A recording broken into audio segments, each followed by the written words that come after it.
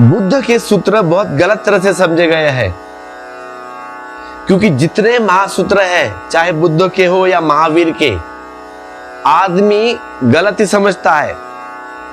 आदमी के भीतर प्रविष्ट होते ही किरणें भी अंधकार हो जाती है। आदमी के भीतर प्रविष्ट होते ही सुगंध दुर्गंध हो जाता है। आदमी के भीतर समझ के हीरे भी नासमझी के कंकर पत्थर हो जाते हैं।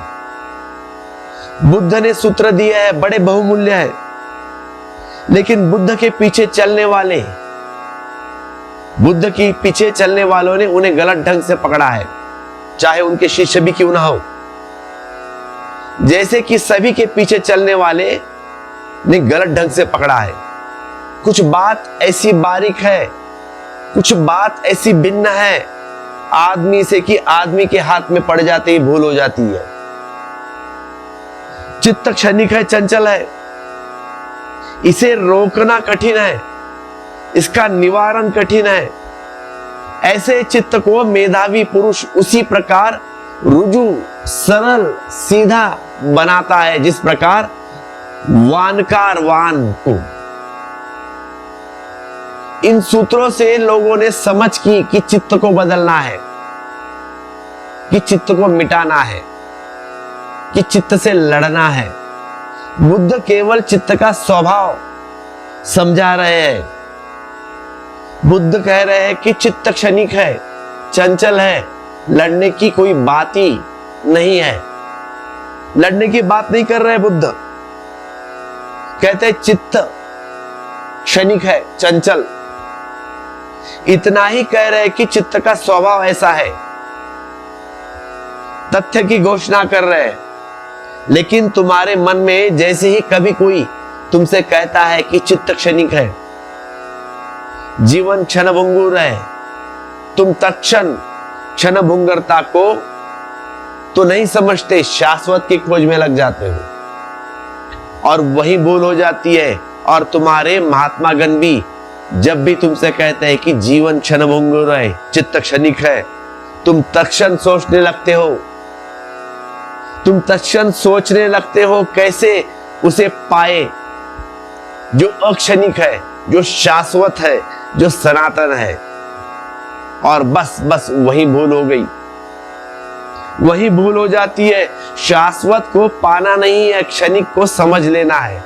शाश्वत को पाना नहीं है, क्षणिक को समझ लेना है। जापान में एक बहुत बड़ा जैन कवि हुआ है, बासु, नाम सुना होगा आपने।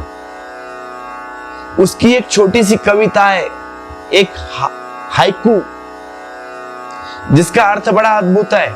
हाइकू है कि जिन्होंने जाना वह वे ही लोग हैं जिन्होंने इंद्रधनुष को देखकर तत्क्षण न कहा कि जीवन क्षणभंगुर है, जिन्होंने पानी के बबूले को टूटते देखकर तत्क्षण न कहा कि जीवन क्षणभंगुर है, जिन्होंने ओस की बूंद को बिखरता या बाष्पीभूत होते देखकर तत्क्षण न कहा कि हम उदास हो गए।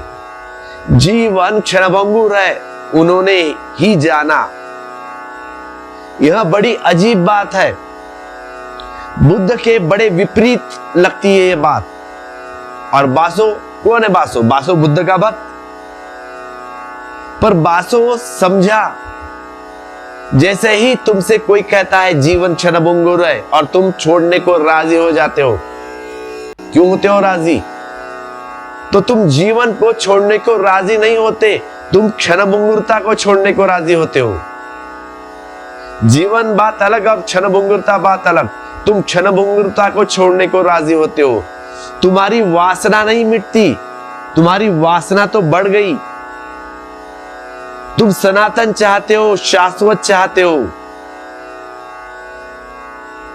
तुम कंकड़ पत्थर रखे थे, किसी ने कहा ये कंकड़ पत्थर है, तुम अब तक ये हीरा समझे थे और इसीलिए पकड़ के रखा था कंकड़ पत्थर को हीरा। किसी ने कहा ये अभी कुछ काम का नहीं है, कंकड़ पत्थर है, तुम तैयार हो गए फेंकने के लिए, राजी हो गए, क्योंकि अब असली हीरे की तलाश, बराबर है ना, अब असली हीरे की तलाश करनी है। लेकिन उसमें हीरो का मोह नहीं गया। पहले इन्हें हीरे समझे थे, अब इसी ने पकड़ा था, किसी ने कहा ये हीरे नहीं है, अब छोड़ देंगे, अब हीरे ढूंढेंगे, काम तो वही कर लेंगे, तुम वहीं के वहीं हो।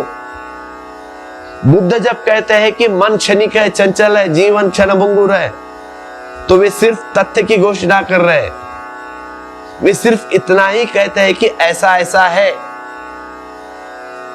इससे तुम वासना मत निकाल लेना, इससे तुम साधना मत निकाल लेना, इससे तुम अभिलाषा मत जगा लेना, इससे तुम आशा को पैदा मत कर लेना, इससे तुम भविष्य को के सपने मत देख लेना।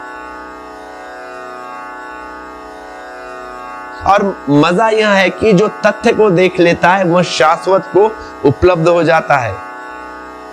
जैसे ही तुम्हें यह दिखाई पड़ गया कि मन क्षणिक है, मन क्षणिक है, कुछ करना थोड़ी ही पड़ता है।